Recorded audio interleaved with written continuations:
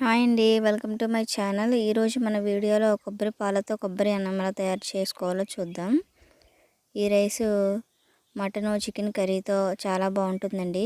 వెజ్లో ఆలు కర్రీతో బాగుంటుంది. దీనికోసం ముందుగా 2 కొబ్బరికాయలని కొట్టి పై పల్ప్ తీసేసి మిక్సీలో వేసుకొని వాటర్ వేసుకొని మిక్సీ పట్టుకోవాలండి. దీని నుంచి పాలను సపరేట్ చేసుకోవాలి. ఈ విధంగా పాలను 2 సార్లు తీసుకోవాలండి.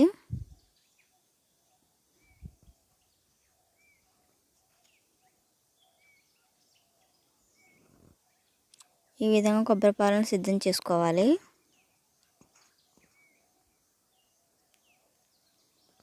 తర్వాత కడాయిలో 1 teaspoon oil, teaspoon నెయ్యి వేసుకొని వేడి చేసుకోవాలి.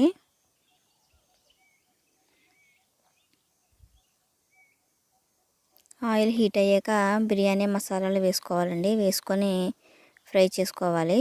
ఇవి వేగిన తర్వాత సన్నగా కట్ చేసి పెట్టుకున్న ఒక ఉల్లిపాయ కూడా వేసుకొని పావు టీ స్పూన్ జీలకర్ర వేసుకొని ఇవన్నీ బ్రౌన్ కలర్ వచ్చేంత వరకు వేయించుకోవాలి.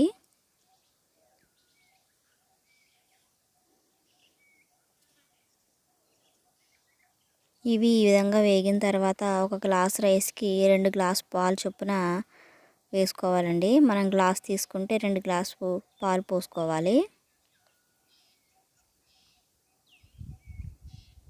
కొంచెం ఎసరు మరగనివ్వాలండి.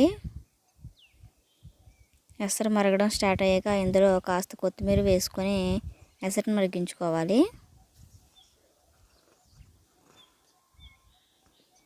ఎసరు ఈ విధంగా మరిగేటప్పుడు మనం ముందుగానే కడిగి నానబెట్టుకున్న బియ్యాన్ని కూడా వేసుకోవాలి.